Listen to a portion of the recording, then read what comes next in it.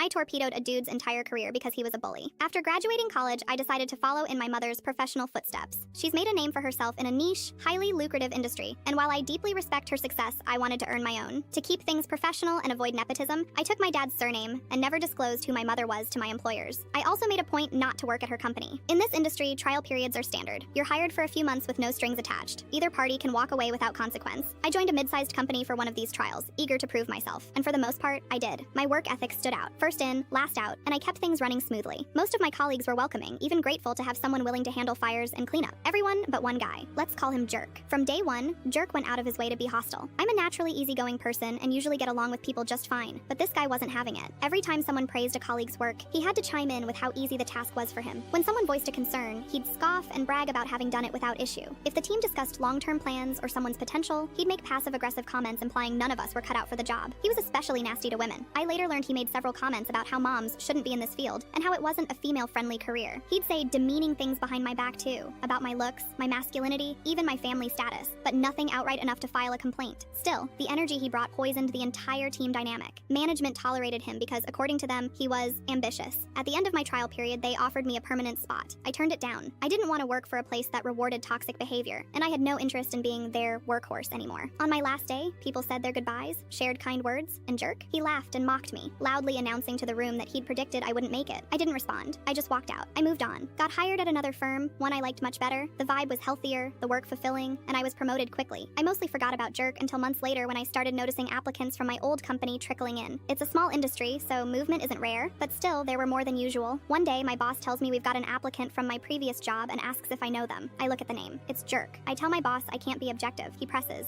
since I'm usually generous in my opinions. So, I level with him. I tell him about the bullying, the way Jerk demoralized team members, especially women, and how he soured the whole environment. My boss listens, thanks me for my honesty, and doesn't hire him. I think that's the end of it. Until dinner with my mom a week later. She casually asks if I knew someone named Jerk from my trial job. Turns out, he'd applied to her company too. I hadn't even mentioned his name to her, but she'd already heard of the behavior I described from when I vented after quitting that job. Once she knew it was him, his application went straight into the trash. A few more weeks pass, and we end up hiring a woman who left Jerk's company. She quickly figures out we have a connection, and over lunch one day, tells me the full story. After I left, Jerk got promoted, and that's when people really started leaving. His promotion drove out talent. Management started investigating. Why were so many good workers leaving after their trials? Why weren't strong applicants accepting permanent roles? It all led back to Jerk. They had to sit down with him, tried to coach him, but apparently he wasn't open to change. He got fired. That's when he applied to my firm and my mother's. When neither bit, he tried a couple more companies in the area, but word travels fast in a small field. Last I heard, he's no longer working in the industry at all.